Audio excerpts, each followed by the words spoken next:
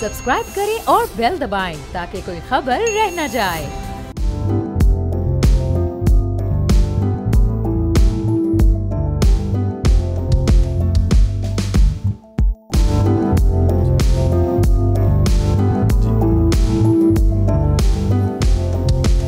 अस्सलामुअलैकुम जनाब, व्यापार में मैं हूं मुदस्सर इकबाल। और पाकिस्तान में आज का दिन भी जैसे ही आगाज़ हुआ है हफ्ते का, तो ये देखा जा रहा है कि बड़ी तेज़ी है स्टॉक एक्सचेंज में। सबसे पहले ख़बर जो चल रही है वो भी स्टॉक एक्सचेंज में बेहतरी की चल रही है और बड़ी ख़बरों में यही खबर है। क्या वजूहात हैं स्टॉक एक्सचेंज इतनी तेज़ी के साथ रोज़ाना की बुनियाद पर बढ़ रही है? क्या ये कोई बबल तो नहीं है? क्या ये मार्केट के अंदर जो सेंटिमेंट हैं वो क्या ऐसे हैं जिसकी वजह से सरमायाकार भी खुश नज़र आ रहे हैं और मार्केट भी मुस्बत रुझान दे रही है? दूसरी जानिब पाकिस्तान में इस वक्त जो सिचुएशन है वो ये है कि अगले आने वाले वक्त में इलेक्शन की तैयारियां हो रही हैं। केयर टेकर गवर्नमेंट के कुछ ऐसे डिसीजन थे जिसके बाद सूरत हाल बेहतरी की जानिब देखी। हमने डॉलर को देखा, कंट्रोल हुआ, उसी वजह से पेट्रोलियम मसनूआत की कीमतों में कमी हुई। और जो सबसे बढ़ के है कि पाकिस्तान में अब जो एक प्लान किया जा रहा है वो है इन्वेस्टमेंट पॉइंट ऑफ व्यू से, उसके लिए खालिस्तान एक इदारा भी बना दिया गया कि अब इन्वेस्टमेंट हो। माइनिंग की बात की जाए, एग्रीकल्चर की बात की जाए, डिफेंस प्रोडक्शन की बात हो, IT की प्रोडक्शन की बात हो, तो ये तमाम तर चीज़ें हैं। आज हम इस पर बात करेंगे प्रोग्राम में, ख़ास तौर पर कि पाकिस्तान में जो इकोनॉमी की सिचुएशन है वो वाकई बेहतरी की इंडिकेशन दे रही है या कोई मामलात और हैं। हमारे साथ इस वक्त मौजूद हैं पाकिस्तान में जो मार्केट से लेकर स्टॉक एक्सचेंज तक, पाकिस्तान की इकोनॉमिक सिचुएशन से लेकर तो IMF के मामलात तक बेहतरीन जो नज़र रखने वाले वो अकील करीम रेड्डी साहब मौजूद हैं। अकील भाई, बहुत शुक्रिया आपके वक्त का। सबसे पहले तो ये बताइए कि हम रोज़ाना जब खबरों में सुनते हैं तो बात हो रही स्टॉक एक्सचेंज में इतने हज़ार पॉइंट्स इजाफा हो रहा है, 56,000 क्रॉस कर गई, ये हिस्ट्री हो गई। ये कोई बबल है या वाकई स्टॉक एक्सचेंज मुस्बत जारी है? देखिए, इक्विटी मार्केट में लोग पैसे लगाते हैं। अगर बबल होते तो पैसे कोई भी ना लगाता, ठीक है। स्पेकुलेशन होती है लेकिन स्पेकुलेटर पैसे नहीं बनाता। मैं आपको सिर्फ बताता हूँ कि ये परफॉर्मेंस क्यों आ रही है। इसकी परफॉर्मेंस आने की वजूहत है। पहले तो आपके इन्फ्लेशन के नंबर बढ़ रहे थे, अब वो लास्ट मंथ नीचे आ गए। फिर आपका PIB का ऑक्शन हुआ, उसमें हील नीचे आई, जो इंटरेस्ट रेट काफ़ी नीचे आया। इसके अलावा अगर कोई चीज़ें हैं कि डिसीजन ऐसे क्या हुए हैं जो इस मार्केट को सपोर्ट कर रहे हैं। नंबर 1, आपने स्मगलिंग रोकी। अब जब स्मगलिंग रुकेगी तो आपकी लोकल इंडस्ट्री को बेनिफिट मिलेगा, जैसे नेशनल रिफाइनरी वगैरह है, इनको फ़ायदा होगा, ठीक है। इसके बाद उन्होंने क्या काम किया, SIFC ने काफ़ी जो लोगों की हर्डल्स हैं वो दूर कर रही है। एग्रीकल्चर सेक्टर में आप आगे जा रहे हैं, उसमें आपकी डैप बिकेगी, आपकी फर्टिलाइज़र बिकेगी, फिर आपके ट्रैक्टर की डिमांड आएगी, तो डायरेक्टली उसको इंडस्ट्री को फ़ायदा होगा, ट्रैक्टर की इंडस्ट्री को फ़ायदा होगा। फिर ऑयल एंड गैस के जो आपने सर्कुलर डेट बढ़ रहा था जी, आपने उसके मसले हल किए हैं। अब उसके मसले हल होने के बाद आपका सर्कुलर डेट अब बढ़ेगा नहीं। आपने सब्सिडी ख़त्म की पावर सेक्टर में, आपने गैस सेक्टर में सब्सिडी ख़त्म की। पहले गवर्नमेंट सब्सिडी दे देती थी, गवर्नमेंट के पास देने को पैसे नहीं होते थे, तो वो कंपनी की बुक पे खड़े हो जाते थे। अब OGDC, PPL, सुई साउथ, सुई नॉर्थ, अब ये कंपनियां अंडर प्रेशर आ जाती थी और उनके डिविडेंड वो बेचारे अनाउंस, कंपनी के रिजल्ट अच्छे होते थे लेकिन वो डिविडेंड नहीं दे सकते थे। सही। तो गवर्नमेंट ने अब इनके ऊपर जो PSO वगैरह इनके बर्डन कम कर दिए। अब इनको पैसे मिलने शुरू हो जाएंगे। पिछला जो सर्कुलर डेट उनकी जान पे खड़ा हुआ है वो उसमें कमी आनी शुरू हो जाएगी। गवर्नमेंट पहले गैस खरीदती महंगी थी, बेचती सस्ती थी। अब गवर्नमेंट ने सस्ती बेचना बंद कर दिया है। For the time being tough time तो होगा लोगों के लिए, लेकिन हमें उसमें अपने आप को एडजस्ट करना पड़ेगा, क्योंकि बार बार हम IMF में जाते हैं और जब आप IMF में जाते हैं तो IMF आपको सिर्फ गाइडलाइन देता है कि भाई ये नुकसान आपकी जान पे पड़े हुए हैं। आप बिजनेस कम्युनिटी को सपोर्ट तो करते हैं, लेकिन आप अपने मुल्क के डेफिसिट पे क्यों करते हैं? तो ये सारी चीज़ें इन्होंने कम की। अब कंपनीज में प्रॉफिट अनाउंस होगा और डिस्ट्रीब्यूट करेंगे तो ये गवर्नमेंट को डिविडेंड भी मिलेगा। पहले गवर्नमेंट को डिविडेंड नहीं मिलता था। तो ये बहुत सारे स्टेप्स लिए गए हैं जो बहुत ज़्यादा पॉजिटिव स्टेप्स कह सकते हैं आप। अगर भाई यहाँ पे एक सवाल है कि ये स्टेप्स सभी लिए गए, एकदम से ये चीज़ें बेहतर हुई हैं, मार्केट की बात करें तब भी और ओवरऑल भी, एक इलेक्टेड गवर्नमेंट जो आएगी उसके बाद ये चीज़ें और ये कंटिन्यूटी आसान होगी, मुश्किल हो जाएगी? देखिए, ये जो स्टेप्स मैं यकीन से कह सकता हूँ इसमें एस्टेब्लिशमेंट का रोल है, वरना पॉलिटिकल लोग शायद ये डिसीजन ना लेते सही, क्योंकि पॉलिटिकल लोगों के लिए बड़ा टफ होता है इतने बड़े बड़े डिसीजन लेने। लेकिन पिछली गवर्नमेंट जो इसहाक डार साहब थे उन्होंने कुछ टफ डिसीजन लिए हैं, तो हम ये नहीं कह सकते कि पॉलिटिकल लोगों ने नहीं किया काम। इमरान खान के दौर में भी काम हुआ था, ग्रोथ आई थी। इसके बाद इसहाक डार साहब ने भी सब्सिडी ख़त्म की, बहुत सारी सब्सिडी उन्होंने भी ख़त्म की थी। केयर टेकर गवर्नमेंट ने भी कंटिन्यू रखा। तो मेरा ख्याल है कि मुल्क को ये जो डायरेक्शन है ना, इसी डायरेक्शन पे आपको चलाना पड़ेगा। देखें, लोगों का विंडफॉल प्रॉफिट होना ये भी हमारे मुल्क के इंटरेस्ट में नहीं है, और लोग फिर स्पेंडिंग करते हैं, स्पेंडिंग की वजह से डिमांड बढ़ती है, डिमांड की वजह से फिर आपकी ग्रोथ आती है, लेकिन आपके पास रिजर्व नहीं है, और रिजर्व न होने की वजह से आपके इम्पोर्ट बिल अगर बढ़ता है तो भी आपके ऊपर बर्डन आता है।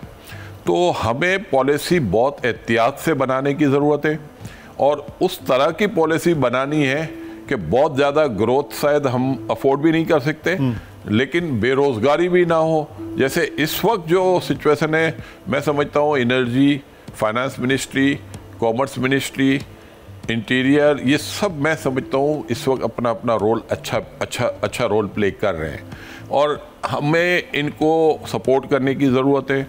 आप ये देखें, आईटी सेक्टर में भी माशाल्लाह रोज़गार, लोगों को नौकरियां बहुत मिल रही हैं। फिर एग्रीकल्चर सेक्टर आपका बहुत ज़्यादा मैं समझता हूँ सपोर्ट हो रहा है। तो फिर आप ये देखें कि लास्ट ईयर आपकी शुगर केन बहुत बड़ी क्रॉप हुई है, वीट की बड़ी क्रॉप हुई है, फिर आपकी कॉटन, वो तो सारे रिकॉर्ड उसने तोड़ दिए कि लास्ट ईयर से इस साल आप कंपेयर करें तो उसमें कोई शक नहीं है, गैस प्राइस बढ़ने से छोटा मोटा बर्डन ज़रूर आएगा, लेकिन अब हमारे बिजनेसमैनों को ये सारे बर्डन बर्दाश्त करने पड़ेंगे, क्योंकि मुल्क मजबूत करेंगे तो हमारे रुपए की वैल्यू होगी। अगर हम सब्सिडी लेते रहेंगे तो हम जितना भी कमाएंगे वो सारा डिवैल्यूएशन हमारा लेके चला जाएगा। बिजनेसमैनों वाला जो आपने बात की उस पर भी हम बात करते हैं, लेकिन उससे पहले आप कुछ सेक्टर्स की बात कर रहे हैं।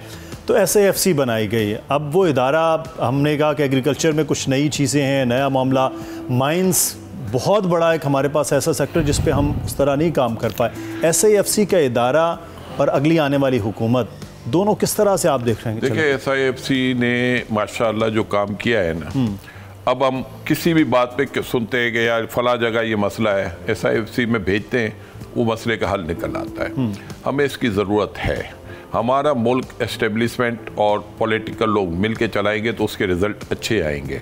अगर हम अकेले बोलेंगे, हम कहेंगे नहीं पॉलिटिकली चाहिए हमें, तो देखें एक दफ़ा ट्रेनिंग मिल जाएगी और वो मजबूत हो जाते हैं तो फिर ज़रूर वो खुद चलाएं, लेकिन अभी ज़रूरत है कि मुल्क भी तो सबका है ना, मुल्क सबका है, और वो भी जाहिर बात है एस्टेब्लिशमेंट के लोग भी चाहते हैं कि मुल्क ग्रो करे, मुल्क मजबूत हो, पॉलिटिकल लोग भी चाहते हैं, लेकिन हमारे मुल्क में जाहिर बात है कि एक गरीब आदमी कोई चीज़ खरीद नहीं सकता, मिडिल क्लास भी कोई चीज़ नहीं ले सकता। तो अपॉर्चुनिटी हमें नीचे तक ले जानी होगी, और उसके लिए मैं समझता हूँ कि हम सबको आगे आने की ज़रूरत है। हम एक ऐसी पॉलिसी बनाएं ताकि ये ना हो कि हम देखें कि मिडिल क्लास बननी रुक जाती है, पीछे हम देख रहे हैं मिडिल क्लास बन नहीं रही है। हमें सपोर्ट करने की ज़रिए लोअर से लोग मिडिल क्लास की तरफ सफ़र करें, और ये इस मुल्क को मजबूत करेगा अगर हम इस तरह की कोई पॉलिसी बनाएंगे। फाइनेंशियल सेक्टर को देखें, माशाल्लाह बड़ा स्ट्रॉन्ग हुआ है, और डिपॉजिट भी बढ़ रहे हैं। फाइनेंशियल सेक्टर में मैं समझता हूँ पैसा भी आना शुरू हो गया है, कॉन्फिडेंस लेवल भी लोगों का बेहतर होना शुरू हो गया है।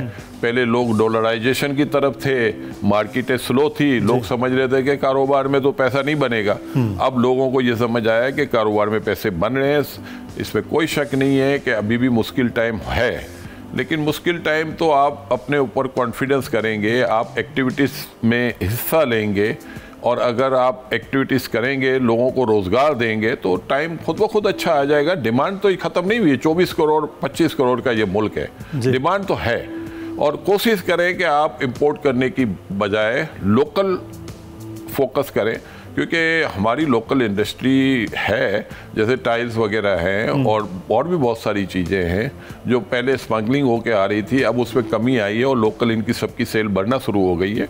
तो मैं समझता हूँ हमारी कंपनियां भी प्रॉफिट बनाएंगी, गवर्नमेंट को इनकम टैक्स भी मिलेगा।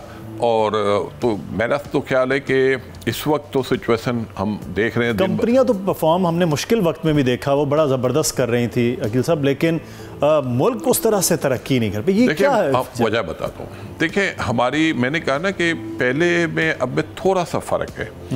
आप कंपनियां परफॉर्म कर रही है, अब कंपनी के अंदर पैसा आना शुरू होगा। अब हमारी पास बड़ी कैपिटलाइजेशन वाली कंपनियां कौन सी है? PPL जी, OGDC, ये बड़ी कंपनियां हैं। सुई साउथ, सुई नॉर्थ, PSO। अब LNG पे सब्सिडी दे रहे हैं आप जी, RNG पे सब्सिडी दे रहे हैं, PSO इंपोर्ट कर रहा है और अपनी बुक पे नुकसान भुगत रहा है। तो आप मुझे बताएं कि ये कौन सी पॉलिसी है कि एक मार्केटिंग कंपनी के ऊपर 1000 अरब रुपए का कर्जा आपने रख दिया और उसके शेयर होल्डर सफ़र कर रहे हैं और उसका बेनिफिशियरी कोई और है। तो ये इन्होंने शॉर्ट टाइम में ये मसले हल किया। इसके लिए एनर्जी मिनिस्टर और फाइनेंस मिनिस्ट्री को हमें बड़ा सपोर्ट करना चाहिए। इसमें मोहम्मद अली का बड़ा अच्छा रोल है और हमें अप्रिशिएट करना चाहिए। अब आप देखें कि वो कंपनी के शेयर्स की प्राइस बढ़ना शुरू हो गई है। अब वो अपने शेयर होल्डर को डिविडेंड देना शुरू कर देगा और कम से कम उसकी बुक पे अब लॉस आना बंद हो जाएगा।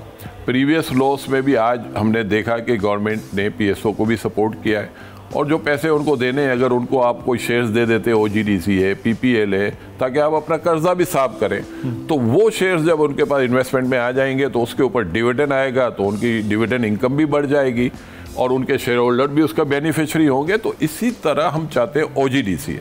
अब OGDC 50 रुपये अर्निंग का शेयर है जी। अब 50 रुपये अर्निंग वाला शेयर 60 रुपये में मिल रहा था, कोई लेने वाला नहीं था। अब क्यों लेंगे लोग? अब इसलिए ले रहे हैं कि सबको पता है कि सर्कुलर डेट अब बढ़ेगा नहीं, OGDC को पूरे पैसे मिलेंगे।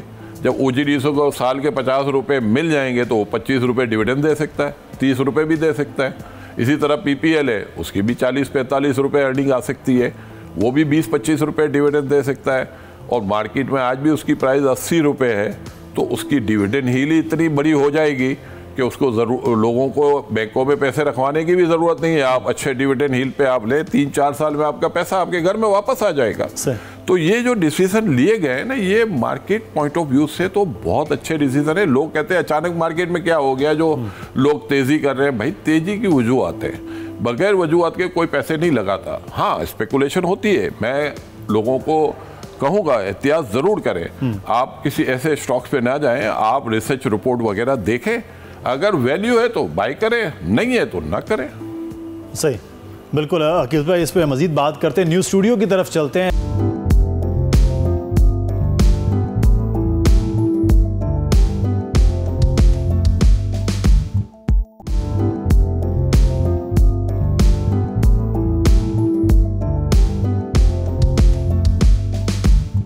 बात कर रहे हैं नाज़रीन व्यापार में इस वक्त, और अभी साबिक वज़ीर ख़जाना इसाक डार ने कहा कि मुल्क को डिफ़ॉल्ट से बचाया। साथ ही साथ उन्होंने बात की कि कौमी एक्शन प्लान, तो इस वक्त मुआशी तौर पर भी एक्शन प्लान की पाकिस्तान में ज़रूरत है। मुल्क को डिफ़ॉल्ट से बचाया, इसाक डार साहब कह रहे हैं।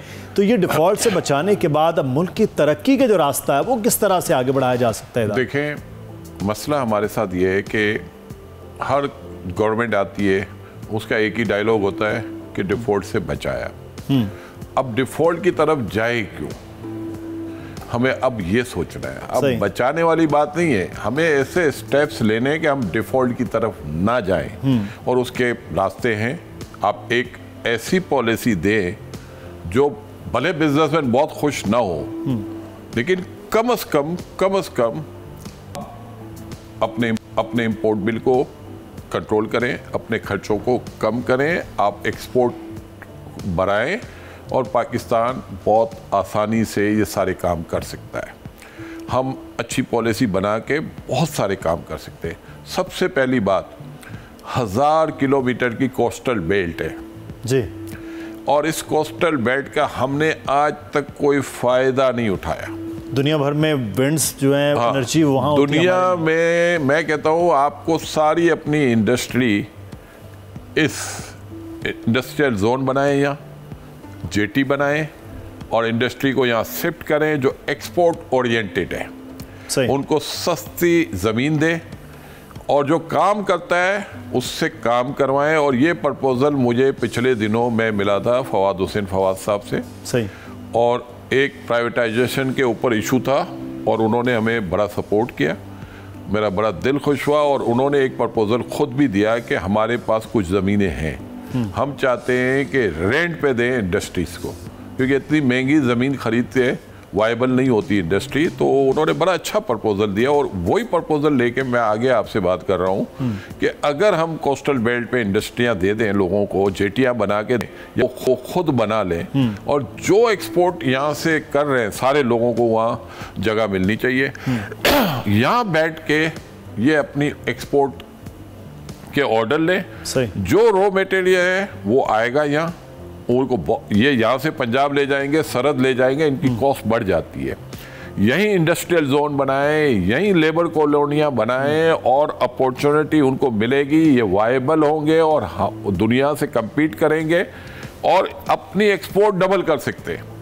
और मैं समझता हूँ कि अगर ये प्राइवेटाइजेशन मिनिस्टर के ये ख्यालात हैं तो कॉमर्स मिनिस्ट्री को भी उनको सपोर्ट करने की ज़रूरत है।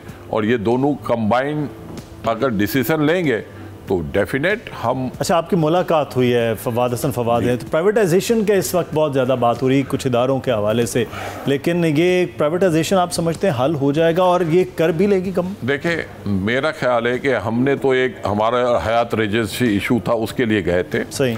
तो उन्होंने तो 3 मिनट में हमारे मसले को हल कर दिया। सही। और पूरा सपोर्ट किया। अगर वो इस तरह डिसीजन लेते तो मेरा तो ख्याल है कि अगर वो पिछले कोई 15 साल पुराना इशू या 20 साल पुराना इशू उन्होंने आधे घंटे में हल कर दिया तो फिर डेफिनेट वो बाकी चीज़ों पे भी नज़र रख रहे होंगे। स्टडी उनकी बहुत थी, जितनी मालूमात हमारे पास थी हमारे बारे में उससे ज़्यादा उनके पास थी। तो हम समझते हैं कि अगर एक ऐसा बंदा जो इस वक्त प्राइवेटाइजेशन पे बैठा है, शायद मैं पहले तो उनसे बहुत इत्तेफाक भी नहीं करता था, लेकिन मैंने जब इनको काम करते हुए देखा तो मुझे बड़ा दिल खुश हुआ मेरा। और अल्लाह ताला से दुआ है कि इस तरह के लोग आएँ, अच्छी पॉलिसियाँ बनाएं, इस मुल्क को मजबूत करें। और अगर हमने अच्छी पॉलिसियाँ बना ली तो मेरा नहीं ख्याल है कि हमारा इंपोर्ट बिल ज़्यादा हो सकता है। हमारे पास तो बड़ी अपॉर्चुनिटी है, हमारे मुल्क में माइनिंग पे बेतहाशा काम हो रहा है, हमारे मुल्क में एग्रीकल्चर सेक्टर पे बेतहाशा काम हो रहा है। और अब तो हम देख रहे हैं सारे बिजनेसमैन एग्रीकल्चर कॉर्पोरेट फार्मिंग में जाना चाहते हैं, सारे बिजनेसमैन लाइव स्टॉक में जाना चाहते हैं, सारे बिजनेसमैन डेयरी में जाना चाहते हैं। और माइनिंग में तो लोकल पाकिस्तानियों की लाइनें लगी हुई हैं। और अगर ये सारी चीज़ें हम एक्सप्लोर करते हैं, थर कोल को अगर हम एक्सप्लोर करते हैं तो ये तो वो चीज़ें हैं जो हमारे मुल्क को चेंज कर देगी। तो ये अभी हुआ है आप सब SIFC, आप इसका मतलब है कि एक बेहतर इनिशिएटिव था जब बहुत सरमायाकार इधर आए हैं, बहुत ज़्यादा। देखिए, आपकी ब्यूरोक्रेसी किसी के कंट्रोल में नहीं आ सकती, लेकिन जहाँ एस्टेब्लिशमेंट के लोग बैठे होंगे तो फिर वो डिसीजन आसानी से करवा लेते हैं। और बाकी लोगों से वो क्यों नहीं कंट्रोल होती, उसकी वजूहत भी है कि हमारे मुल्क में ज़्यादातर लोग करप्ट हैं। तो जब कोई आदमी गलत काम कर रहा होता है तो फिर वो किसी को इंस्ट्रक्शन नहीं दे सकता, वो दूसरा भी एक्सपेक्ट करता है कि भाई जब ये बना रहा है तो मैं क्यों ना बनाऊं। तो ये सारी चीज़ें अब ख़त्म करनी पड़ेगी। और हमें साथ में ये भी करना पड़ेगा कि इनकी तनख्वाहें बढ़ानी पड़ेगी, क्योंकि 3-4 लाख में उनका भी पेट तो नहीं भर सकता, अपने बच्चों को तालीम तो वो भी नहीं दिला सकते, हम उनको ये तो ब्लेम भी नहीं दे सकते जब तक हम उनको इतनी सैलरी ना दे दें कि वो अपने बच्चों को अच्छे स्कूल्स में पढ़ाएं। 20 ग्रेड 21 ग्रेड बहुत बड़ा ओहदा होता है, 22 ग्रेड, लेकिन उन बेचारों की माली हालात तो नहीं है। हमारे यहाँ प्राइवेट सेक्टर में हम 50 लाख करोड़ रुपए तनख्वाहें देख रहे हैं और हम ये एक्सपेक्ट करें कि ये 2.5 लाख और 3 लाख रुपए में हमारे सारे काम कर देंगे और फिर हम उनको बुरा भी कहें कि ये करप्शन करते हैं। उनकी मजबूरी है। सही। जब अपने बच्चों को रोटी पूरी सही तरह नहीं खिला सकते हैं तो वो तो उनकी भी मजबूरी है। एक चीज़ जो है वो, जैसे अभी आपने एक वजीर से मिले और कहा कि बहुत ज़्यादा उनकी अपनी स्टडीज़ थी, चीज़ों को बहुत बेहतर तौर पर हल भी कर लिया। एक तासुर हो रहा है कि कुछ वजारतों में खालिस्तन को टेक्नोक्रेट्स टाइप ही लोग होने चाहिए, फाइनेंस के अंदर भी, जैसे प्राइवेटाइजेशन के मामला है, कुछ और भी सेक्टर्स हैं। तो आप समझते हैं कि सियासी हुकूमतें आके इस तरह से पैरेलल चल सकती हैं? देखें, अभी सिचुएशन जो है ना, पीछे की सिचुएशन तो चाहे आप टेक्नोक्रेट ले लो या पॉलिटिकल ले लो या आपके ब्यूरोक्रेसी को ले लो, ये सब एक जैसे ही है। ठीक है ना। हमें किसी एक को ब्लेम देने की ज़रूरत नहीं है, हमें अपने आप को ठीक करने की ज़रूरत है। अक्रॉस द बोर्ड सबको अपने गिरेबान झांकना है और इस मुल्क के ऊपर रहम खाना है। हमने इस मुल्क को बहुत पीछे ढकेल दिया है। हमारे अपने हालात बहुत अच्छे हो गए, हमारे बिजनेस कम्युनिटी भी माशाअल्लाह बहुत पैसे बना रही है। आप अगर इंडस्ट्री के रिजल्ट उठा के देखेंगे और पिछले 20 साल में शायद आपकी सोच होगी, इतने लोगों ने हमने तो बुरे वक्त कोविड के दिनों में भी बहुत ज़्यादा इंडस्ट्री में पैसा कमाया। देखें, आपकी बैलेंस शीट आती है, आप बैलेंस शीट पढ़ लो, उसमें सब कुछ लिखा होता है। इसमें किसी को छुपाने की भी ज़रूरत नहीं है, हर चीज़ ओपन है। लेकिन कुछ हमारे रेगुलेटरों ने अपने रोल प्ले नहीं किए। अब इक्विटी मार्केट है, इक्विटी मार्केट में बहुत सारे फ्रॉड हुए हैं, लेकिन जो फ्रॉड करता है उसको पकड़ते नहीं है। वो कहते हैं ऊपर से फ़ोन आता है, भाई ऊपर हो या नीचे हो, गलत काम गलत है, सही काम सही है। अब आप उस बंदे को प्रमोट करते हो, वो आके लोगों को और नुकसान पहुंचाता है। तो हमें अब इस तरह के लोगों का सदुपयोग करना चाहिए। हमारी मार्केट में कुछ ऐसे लोग हैं जो ब्लैकमेलर हैं, लोगों का सपोर्ट होता है उनको, क्योंकि पैसे दे के वो हर काम करवाते। अब इन लोगों को पकड़ने की भी ज़रूरत है। चलो पकड़ना नहीं भी है तो हाईलाइट करने की ज़रूरत है। अब स्कैंडल को जब आप दबा देते हो तो फिर जाहिर बात है कि इक्विटी मार्केट को डायरेक्ट नुकसान पहुंचता है। फिर नुकसान ये होता है कि फॉरेनर्स आपकी मार्केट में नहीं आता है। अब ऑयल एंड गैस सेक्टर है, सारे फॉरेनर्स अपनी कंपनी बेच के भाग गए। फिर आप फार्मा सेक्टर में देखें, अब सारे लोकल ले गए, सब फॉरेनर्स भाग रहे हैं। वो अच्छा लोगों को पे देते हैं, तनख्वाहें अच्छी देते हैं, अच्छा डिविडेंड देते हैं, मुश्किल वक्त में भी वो अच्छा काम करते हैं। तो हमारी ख्वाहिश होनी चाहिए कि हमारे लोग सबको अच्छी तरह ट्रीट करें। कैसे ये एफडीआई का मामला जो देखिए, एफडीआई कैसे आए? Foreign direct investment, foreign portfolio investment, portfolio investment तो थोड़ी बहुत आना शुरू हुई है। और फॉरेन डायरेक्ट इन्वेस्टमेंट, SIFC वगैरह अपना रोल प्ले करें, उनके मसाइल हल करें। लोकल आदमी अपने मसले हल करता है, पैसे भी दे के अपने मसले हल करा लेंगे। फॉरेनर्स को तकलीफ ज़्यादा होती है। हम बहुत ज़्यादा सफ़र कर चुके हैं, फॉरेन कंपनियां काफ़ी पाकिस्तान छोड़ के जा चुकी हैं। हमें उनको वापस लाना चाहिए और इनको सपोर्ट करने की ज़रूरत है। उनका वन विंडो ऑपरेशन होना चाहिए उनके लिए, ताकि उनके मसले SIFC के फोरम पे हल हो जाए, उनको किसी एक आदमी के आगे पीछे भागना ना पड़े। तो अगर हम ये सारे काम कर लेते हैं तो अपॉर्चुनिटी तो यहाँ अनलिमिटेड है। फॉरेन के साथ साथ अकील साहब, जो लोकल इन्वेस्टर है बहुत ज़्यादा हमने देखा वो अपना पैसा बाहर ले गए, बहुत ज़्यादा आसान सर वो इसलिए मैं आपको बता दूं, अब वो वापस आने का कोई नजर आ रही चीज़? कुछ बेवकूफ़ लोग हैं, फॉर द टाइमिंग शायद वो पैसा ले जाके कमा लेंगे। एक आदमी 25 करोड़ की पॉपुलेशन को छोड़ के, जहाँ क्या अपॉर्चुनिटी नहीं है, जहाँ एग्रीकल्चर सेक्टर से लेके माइनिंग सेक्टर से लाइव स्टॉक है, डेयरी है और बायर है, सबसे बड़ी बात ऑयल एंड गैस है, सीमेंट सेक्टर है, हाउसिंग सेक्टर है, फर्टिलाइजर सेक्टर है, फार्मा है, डिमांड है। कोई चीज़ आपको बेचने के लिए निकलो तो आसानी से बिक जाती है। दुनिया में ऑयल एंड गैस की फाइंडिंग होती है, बायर ढूंढना पड़ता है। पाकिस्तान में तो बायर खड़ा हुआ है और प्रीमियम देने को तैयार है। इंडस्ट्री है, एक्सपोर्ट इंडस्ट्री है, लोकल इंडस्ट्री की डिमांड है। ये सब कुछ होते हुए बदकिस्मती से जिसके पास पैसा आता है उसकी दिली ख्वाहिश होती है कि पाकिस्तान से निकले, उसको ये मुल्क बुरा लगना शुरू हो जाता है। जब से पाकिस्तान बना है सिचुएशन तो एक जैसी ही रही है, लॉ एंड ऑर्डर भी एक ही जैसा रहा है। तो मेरा नहीं ख्याल है कि हमें पाकिस्तान को ब्लेम देना चाहिए। हमें पाकिस्तान को ठीक करने की ज़रूरत है, और ठीक जब होगा कि जब आप पैसे कमाते हो तो यहाँ इन्वेस्ट करो। जैसे दहशतगर्दी के खिलाफ एक एक्शन प्लान बना, आप समझते हैं कि इकोनॉमी के हवाले से भी ऐसा ही किसी बनाना एक्शन प्लान? देखें, यहाँ से पैसा ले जाके हम अपनी कौम के साथ ज्यादती कर रहे हैं। आप पैसा बाहर जाके इन्वेस्ट करना चाहते करें, लेकिन थ्रू स्टेट बैंक लेके जाएं, इन्वेस्टमेंट करें, पैसा बनाते वापस लाएं पाकिस्तान। इस तरह का प्रोग्राम पॉलिसी बने तो ठीक है। इंडिया में भी बहुत सारे बिजनेसमैन हैं जो बाहर पैसा ले गए और माशाल्लाह वो बड़े बड़े ब्रांड उन्होंने खरीदे हुए, अब वो अपनी गवर्नमेंट को सपोर्ट भी कर रहे हैं। तो इसी तरह हम भी, मैं समझता हूँ, इस तरह का प्रोग्राम बना के आगे पाकिस्तान में बिजनेस बढ़ा सकते हैं। सही। मुझे जो सबसे बड़ी इस वक्त मेरी ख्वाहिश है, और वो एक है कि इतनी बड़ी अपॉर्चुनिटी दुनिया के किसी मुल्क के पास नहीं है जो हमारे पास है। कैसे? आपका थर्कोल, सही, आपकी कोस्टल बेल्ट, आपकी माइनिंग, आपकी लाइफ स्टॉक्स, आपका ऑयल एंड गैस, आपका फर्टिलाइजर, आपका ट्रैक्टर इंडस्ट्री, अनलिमिटेड डिमांड है। और बदकिस्मती से हम अपनी इंडस्ट्री को प्रमोट नहीं कर रहे। हम यहाँ काम अपना बढ़ाने की कोशिश नहीं करते। हम यहाँ से जाते हैं जहाँ 50 लाख की पॉपुलेशन है, वहाँ जाके इन्वेस्ट करते हैं। फॉर द टाइम बिंग शायद आप वहाँ पैसे बना लोगे, लेकिन एंड ऑफ द डे ये पैसे आपके नहीं बनेंगे, क्योंकि आपके पास डिमांड कभी भी आपकी गिर सकती है। लेकिन पाकिस्तान में तो डिमांड गिरने के चांस ही नहीं है। सही।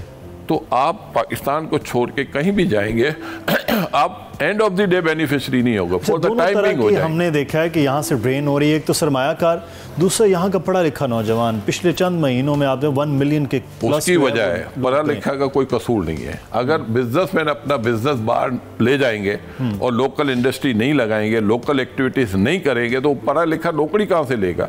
उसको तो हम ब्लेम नहीं दे सकते ना। Exactly. उसको तो फिर राइट है जाने का। पैसा लेके अगर हम ना जाए और यहाँ इंडस्ट्री लगाएं, मैंने कहा ना, या कोस्टल बेल्ट पे गवर्नमेंट को इस तरह की पॉलिसी बनाएं ताकि ये बच्चों को कम से कम, हम कुछ नहीं तो हम फाइनेंशियल सेक्टर में 1-2 चेंज ले आए कि कोई हम प्राइवेट इक्विटी, प्राइवेट फंड बना दें, कोई वेंचर फंड बनाएं, ताकि ये बच्चों के पास कोई भी प्रोडक्ट हो तो उनको हम सपोर्ट कर सके। अगर हम सपोर्ट करेंगे और उनको यहाँ बैठ के पैसे दे देंगे तो वो यहाँ बैठ के काम कर सकते हैं। उनको अगर यहाँ कोई सपोर्ट नहीं मिलती तो ये पाकिस्तान छोड़ के जाते हैं ना। उनको तो ब्लेम हम दे ही नहीं सकते। उनको ब्लेम उस सूरत में हम दे कि हम उनके लिए कुछ करें, अगर ना करें तो हमें उनको ब्लेम देने की जरूरत। अच्छा, एक चीज़ जो है, जब भी हम बात करते हैं कि गवर्नमेंट ये नहीं कर रही है या ये नहीं हो रहा है, सरमायाकार ये नहीं कर रहे हैं, एक चीज़ जब हम अपने फिगर देखते हैं टैक्स के हवाले से तो हमारे पास बहुत कम है। इतनी बड़ा मुल्क, आप बार बार 25 करोड़ की बात कर रहे हैं, अभी टैक्स पेयर भी जो है वो नहीं आ रहे। टैक्स में जो हमारे जो टैक्स टू जीडीपी की जो बात करने वाले लोग हैं, उनको मेरा एक पैगाम है जी। हकीकत को आप देखें, पूरे पाकिस्तान में बिजली के जो कंज्यूमर हैं वो कितने हैं? 35 मिलियन। सही। 35 मिलियन में सिर्फ 5 मिलियन लोग हैं जो एयर कंडीशन इस्तेमाल करते हैं। अब 5 मिलियन का मतलब 50 लाख घर जो बिजली जो एयर कंडीशन इस्तेमाल करता है। तो इसका मतलब जो एयर कंडीशन इस्तेमाल नहीं करता वो तो वैसे भी टैक्स देने का हकदार बनता ही नहीं है, क्योंकि उसकी इनकम ही नहीं होगी जो हम उसको बोले। अब ये 50 लाख लोग, अब टैक्स टू जीडीपी अगर 10% है तो देने वाले तो 50 लाख लोग हैं ना, या 50 लाख घर हैं। तो अगर उन 50 लाख, आप 24 करोड़ की पॉपुलेशन की बात ना करें, आप सिर्फ ये बोलेंगे 5 मिलियन लोगों में टैक्स टू जीडीपी इतना है, वो मेरे ख्याल से कम नहीं है। पहले हम मिडिल क्लास बनाएं, इसके बाद हम टैक्स की बातें करें। हमारी कोई पॉलिसी ऐसी हो जिससे आपका रेवेन्यू जनरेट हो, जिससे आपकी एक्सपोर्ट बढ़े। अभी तक तो आपने कुछ किया नहीं। सेक्टर्स आ जाता है, जैसे वह कि रियल स्टेट जो है उसको टैक्स के हवाले से टैक्स नहीं देते। अब ये एक बाकायदा, क्योंकि आप भी रियल स्टेट से आप भी टैक्स नहीं देते। हाउसिंग सेक्टर में अगर आप जाएं जी, और जितनी जगह पे आप टैक्स देते हैं, पहली जमीन खरीदो 3% एडवांस इनकम टैक्स, 2% इसकी कॉस्ट आती है, 5.25% खरीदो तो खर्चा, 5.25% बेचो तो खर्चा। अब उसको आप कन्वर्ट करो मकान में। अब जब आप अपार्टमेंट बनाने जाते हो तो आप सिर्फ बैठ के कभी हिसाब करो, मेरा ख्याल है कि जो सारे लोग टैक्स दे रहे हैं ना, उससे ज़्यादा टैक्स ये लोग देते हैं। लेकिन क्योंकि वो सूबाई सब्जेक्ट है, सिर्फ वफाक को ये टैक्स नहीं जाता, ये सूबे को भी जाता है और वफाक को भी जाता तो ये तासुर तो ये हो रहा है कि रियल स्टेट टैक्स नहीं देता। ये वो लोग हैं जिनका मुल्क में सिवाय फितने और फसाद के उनको कुछ नहीं आता। वो अपने पेपर लेके बैठ जाते हैं। टेबल पे बैठ के बात करें।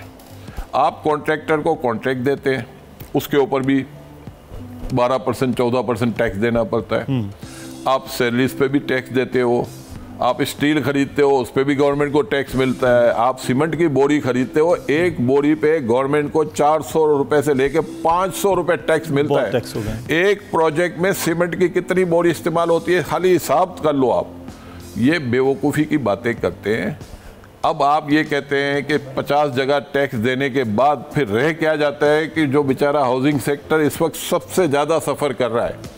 आप सुपर हाईवे पे जो प्रोजेक्ट बने हुए हैं उनकी आधी प्राइस हो गई है, और ये बिलियंस ऑफ डॉलर के प्रोजेक्ट है, आधी प्राइस हो गई है, और अभी भी आप उनको डरा रहे हो कि इनके ऊपर टैक्स डालो। भाई इनको कॉन्फिडेंस दो, जो टैक्स नहीं देता उससे आप लो। पहले आपको ये पता होना चाहिए कि हाउसिंग सेक्टर टैक्स दे रहा है या नहीं दे रहा। इनको सबको रिस्क की तरफ रागिब करो। डिविडेंड दो, उस पर भी टैक्स मिलता है। कौन सी जगह है जहाँ टैक्स नहीं है? कोई आके टीवी पे बैठे, मैं साथ बैठने को तो ये तो कहा जा कि ज़राअत जो है वो भी टैक्स से मुस्तस्ना चल रही है, और दूसरी जानिब टैक्स की जो पहले मरात मिल रही थी, एमएनएसटीज वगैरह, मैं कहता हूँ मरात किसी को भी मत दो। ज़राअत हो, हाउसिंग हो, रियल इस्टेट हो, फर्टिलाइज़र हो, आप हर जगह भाई आप मुझे हिसाब दे, साल की 3 फसलें होती है जी। अब वीट की अभी क्रॉप आने वाली है, 50 मन 1 एकड़ पे तो निकलेगी, 40 तो मिनिमम निकलेगी जी। 40 मन गवर्नमेंट ने अभी प्राइस फिक्स किए 110 रुपए। अब 40 मन के 2 लाख से ऊपर बन गए। तो 2 लाख रुपए अगर आपको मिल रहे हैं तो 2 लाख रुपए एक फसल के मिल रहे हैं, और 3 फसल होगी तो 5 लाख मिलेंगे। 2.5 लाख रुपए खर्चा हुआ, 1 एकड़ पे 2.5 लाख तो आप कमाओगे। तो मेरे भाई हर जगह आप पैसे सब बना रहे हो खुदा के लिए नहीं, लेकिन वो तो कह रहे हैं कि जो सब्सिडी दी हुई थी बिजली के बिल पे, ट्यूबवेल पे, वो भी अब तो गवर्नमेंट ने खत्म कर दी। फर्टिलाइजर पे सब्सिडी अभी भी है इंटरनेशनल मार्केट में। फर्टिलाइजर सेक्टर खुद खा जाता है किसानों तक, तो ब्लैक में अभी भी यूरिया देखें, अगर वो खा रहा है तो डेफिनेट उसको भी प्रॉफिट तो हो रहा है, मैं ये तो नहीं कह रहा। लेकिन ये सब्सिडी तो है ना, गवर्नमेंट गैस तो सस्ती दे रही है ना, और सस्ती गैस देने की वजह से फर्टिलाइजर, वरना तो इनको 6,000 रुपए की बोरी मिलेगी, आज उनको 2,500 3,000 की मिल रही है। तो सब्सिडी तो अभी भी है। डैप पे भी अभी सब्सिडी है, गवर्नमेंट तो डैप और फर्टिलाइज़र की सब्सिडी तो ख़त्म नहीं हुई है। हाँ, बिजली की सब्सिडी ख़त्म हो गई है, ऑयल एंड गैस की सब्सिडी ख़त्म हो गई है, बाकी कुछ सब्सिडियाँ अभी भी हैं जैसे, और वो IMF शायद डिमांड भी कर रहा होगा। लेकिन मेरा ख्याल है कि सारी चीज़ें हम ये भी नहीं चाहते कि रातों रात आप ख़त्म कर दें, स्लोली आगे जाके सब ख़त्म करनी पड़ेगी, और सबको आपको मतलब टैक्स देना पड़ेगा। हर एक को, हर कमाने वाले आदमी को टैक्स देना चाहिए। हम तो हमेशा सपोर्ट करते हैं। हम तो वो लोग हैं जो इक्विटी मार्केट में हैं, और इक्विटी मार्केट में हम शेयर होल्डर होते हैं, और शेयर होल्डर होने की वजह से कंपनी के ऊपर टैक्स देते हैं। इसके बाद जब डिविडेंड हमको मिलता है उस पर भी हम टैक्स देते हैं, फिर हम शेयर्स खरीदते हैं उस पर भी टैक्स देते हैं, प्रॉफिट होता है। तो मैं कहता हूँ कि ये दुनिया में तो कोई मुल्क ऐसा नहीं होगा जो इतनी जगहों पे आप पे टैक्स। अच्छा, वैसे ये स्टॉक एक्सचेंज में एक लाइटर सा सवाल है, ये सिर्फ चंद ही लोग हैं आपके इर्द गिर्द वही घूम रहे होते हैं, इसको वास्ट क्यों नहीं किया, आम आदमी क्यों नहीं जा सकता? मैं वजह बताता हूँ। हमारी मार्केट की साइज बहुत छोटी मार्केट है। 2008 से हम 3 गुना नीचे, मार्केट कैपिटलाइजेशन नहीं बढ़ी। न बनने की वजह, या मैनिपुलेटर बहुत सारे लोग आए, उनको किसी ने हाथ नहीं लगाया, उन्होंने फॉरेन इन्वेस्टर को बहुत ज़्यादा नुकसान पहुंचाया।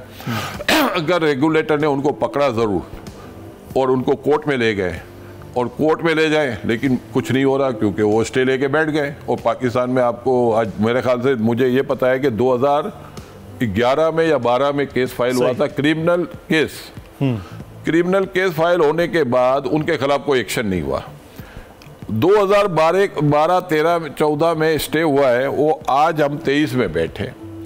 अगर चोर जैसे अरशद मेहता इंडिया में जी उसने मैनिपुलेशन की, वो जेल में मर गया। ये साहब पाकिस्तान में आपको बैंक का एक लाइसेंस मिलता है, उन साहब को आपने 2 लाइसेंस दे दिए। तो अब आप इस मुल्क में हम क्या कर सकते हैं? अगर आप कोई आदमी जो गलत काम करे उसको गर्दन से पकड़ लो, फिर मैं देखता हूं कि मार्केट क्यों नहीं बढ़ती। ये बड़ा पॉइंट है कि जो रेगुलेटर्स का काम है, रेगुलेटर अपना जिम्मेदारी पूरी, वो जिम्मेदारी पूरी और रेगुलेटर को ब्लेम हम इसलिए भी नहीं दे सकते, उनको कोई ना कोई इंस्ट्रक्शन कहीं से आती होगी, वरना वो क्यों चाहता है कि किसी को।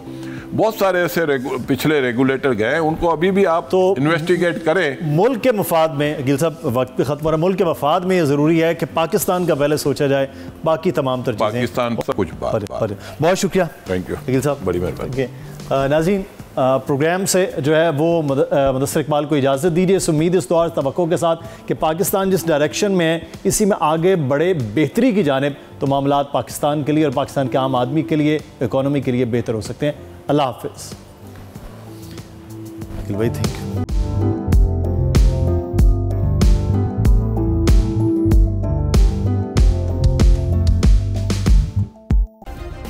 सब्सक्राइब करें और बेल दबाएं ताकि कोई खबर रह न जाए।